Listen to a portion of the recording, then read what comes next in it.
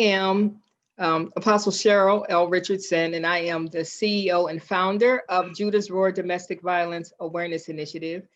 Our entire focus and purpose is to ignite hearts, inspire minds, and safeguard destinies as it pertains to domestic violence.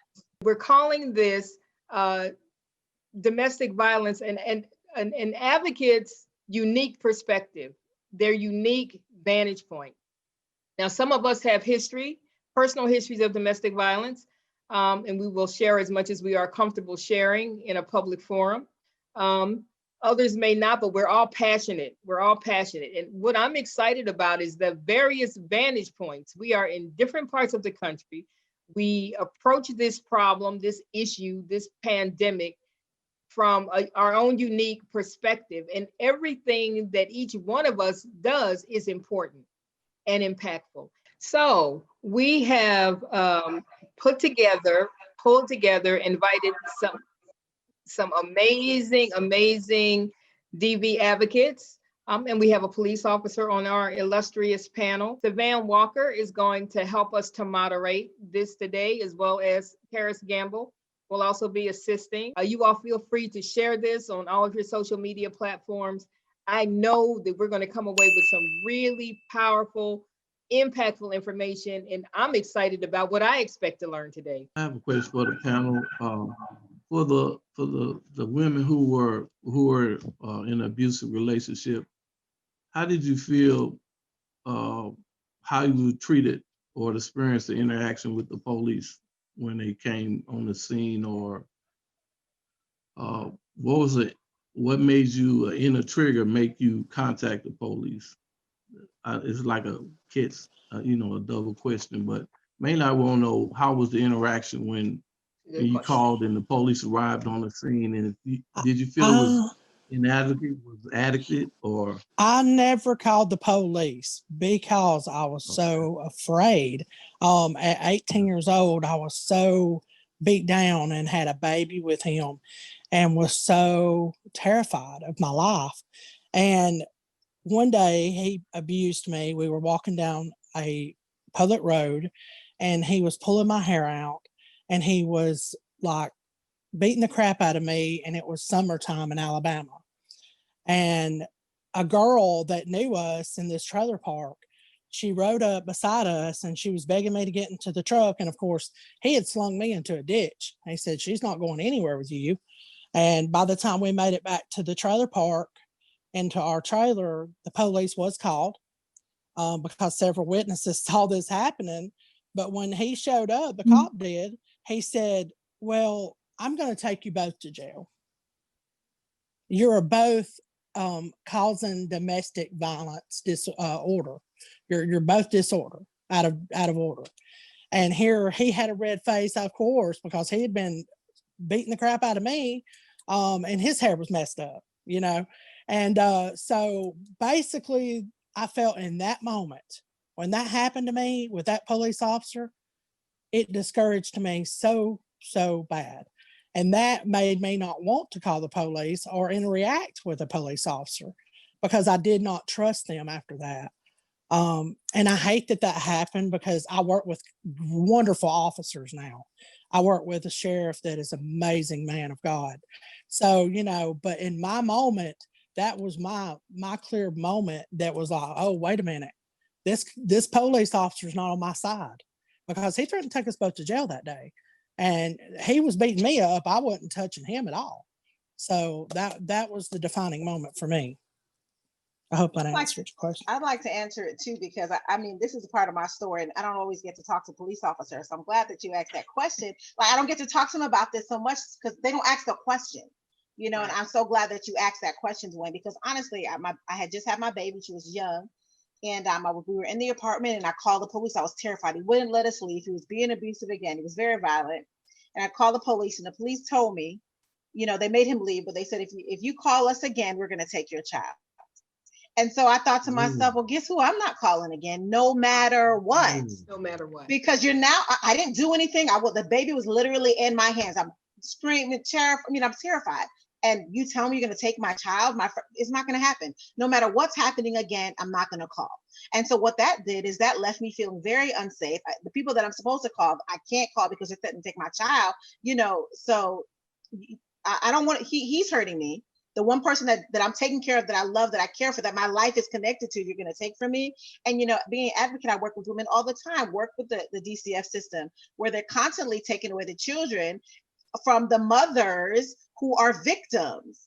And so we're not even going to go there, but that is a part of a big problem that makes them not want to report, because if I tell the police officer what's happening, they're going to take my children instead of getting me the help that I need. So that was my experience, and I didn't call them again after that. Right. And oftentimes, if I can join in, we do not trust the legal system. We do not trust the fact that police officers are there to protect, and then they don't protect us. In my case, my abuser actually was friends with police. So I knew I was in a detrimental situation because I didn't know how it was going to turn out. One, you're supposed to serve and protect, but two, he's your friend. So are you going to help me? And ultimately, I feel like I did not get the help that I needed. And then higher authorities had to get involved, which led to some type of help. However, for the most part, I feel like the legal system fails us as victims and as survivors of domestic abuse. And it's very rare that we find an officer like you, Officer Dwayne, who's willing to take the stand, who's willing to, you know, have integrity to say right is right and wrong is wrong. So I can only imagine what other victims and survivors feel if they don't have the strength or the confidence or the support system to move forward and to keep persevering and to keep reaching out to someone who can help them. So that's a very important question. And I wish that those in law enforcement would be more willing to help victims and survivors, because as Lisa has shared, if you feel like that officer or law enforcement is not going to help you, the next time something happens to you, you're possibly going to lose your life because you're not going to call law enforcement because they're not going to help. Now, I had a similar situation where I had a friend that I went on a call. I knew the wife and the husband. First thing that the wife said, it don't matter because he your friend. And I explained to her, my job right now is not to be his friend. My job is to come and answer this call as a police officer, serve and protect. And I'm gonna ask questions and I wanna know what happened. And normally when I went on a call, I split far away. The abuser or the victim couldn't see each other. It helped me more because when you had the victim and abuser together, the victim would be steady looking at the abuser and not looking at me. And I couldn't get one word across. I had a situation where I went home and the abuser and the victim was arguing, cussing each other out. They wouldn't break up, they wouldn't listen to me. And this is a true story. I went to the icebox, I reached in there and got a Pepsi, and stand right there and popped the can of Pepsi. And they stopped. Said, now that I have your attention, here's $1 for your soda. I love it. I need you to go with that officer and I need to talk to you, man. They were so embroiled in that argument, it was like I wasn't even there. And most of the time it's not as easy as that. You know, most of the time you have to watch your back because the victim feels like you're invading my space. So you finna take this abuser to jail for hurting me, but I love him and I gotta keep you from doing it. Because if I don't keep him from doing it, I feel in their mind is like, when he comes back here, he's gonna handle me for let the police take him away. So, you know, and I used to explain to them, you know, in the state of Missouri, if we arrest them, the charges go on to state. So you can't come back and say, You know, I want to drop charges. It's not up to us anymore. It automatically goes to state. I don't know how there's different laws in different states, but I had a lot of situations about Misty that it tears me up, because like in Misty's situation, I would say, well, the young lady that observed the assault, that lived in the trailer park, that knew him, I would want to talk to her. See, I would take the investigation a little further, because now times have changed where the man, the woman can be abuser and the man can be the victim. Mm-hmm. But you wouldn't find that out until you ask questions. You look at what's going on.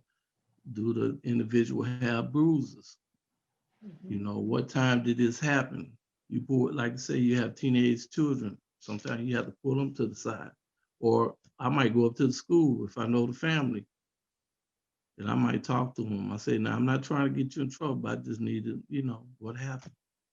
You know, their mom had a, you know, they had to be like teenagers. I wouldn't, you know, because with juveniles, you have to have an adult in front of you in order for them to you know, to talk to them. But I mean, it hurts my heart that, you know, the laws and changes back a long time ago in law enforcement, they would just go with the man.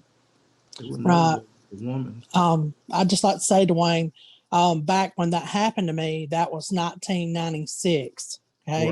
Right. And now Yeah, in back this then. community, in rural Alabama, where I'm from, this community, I have brought awareness here like I don't think anyone else ever has. Just in October, I made purple ribbons and this and that. The police officers, the whole department wore the ribbons and took pictures and put them on Facebook. That was a huge moment for me. It's like I won, you know, like one for me. That's one for me. You know, that's one for the victim over here and the survivor down the road. You know, and it's just a beautiful thing that now I'm bringing awareness to this community like I feel like it's never been brought in before.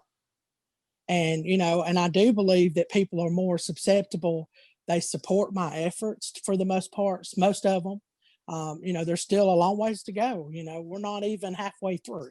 Right. So that's what I'm trying to achieve where I'm at today.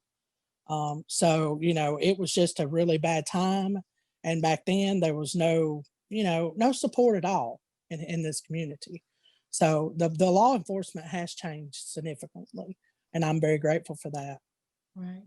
I wanted to ask about exportees. Do you think they're effective enough, and how much trouble do you have the victim to understand what's going on with them? Well, as what I do is I explain to them A, B, C, D, E, F. Sometimes it takes me 45 minutes to get through the paperwork, sometimes 30 minutes, sometimes 2 hours. So I'm making sure that I'm being very simple with them because I'm doing it all the time. And especially since COVID-19 and people are in the house together, especially during the time where it was a stay-at-home order, that I was doing ex parte orders. I was doing the actual TPO orders, maybe triple the amount of time that I was normally doing them. So what I explained to them is within 30 days, you're going to have to go to court. And I am sorry that you're going to have to go through this experience again, but this is what you should expect. Everybody's different. I let them know that I am not the judge. I am not an attorney. I can just give them my experience. Sometimes some of my cases are via Zoom, and that's one out of that week. But the other two, every other week, is in the courtroom. So I go to court with them. I let them know within 30 days of the ex parte order. And the ex parte, and I tell them what it means. The judge is hearing one side. So they're basing this information off of one side. I can't tell you if the judge is going to sign the ex parte or he's going to deny it. But I can give you a safety plan, and I can tell you somewhat what to expect. Even if they're nervous, even if they're afraid, even if they don't show up, I want to still go through everything with them. And if the judge signs it, I ask them, do you want to go and see how it feels just to be in the courtroom? Sometimes I'll take them in the courtroom and just let them sit in there to get somewhat comfortable. Sometimes I'll, if possible, because they're limiting the amount of people that's in the actual courtroom, if possible, if you want to go and sit and actually hear what's going on, I will take them to do that. I will let them know that every case is different. Sometimes the judge,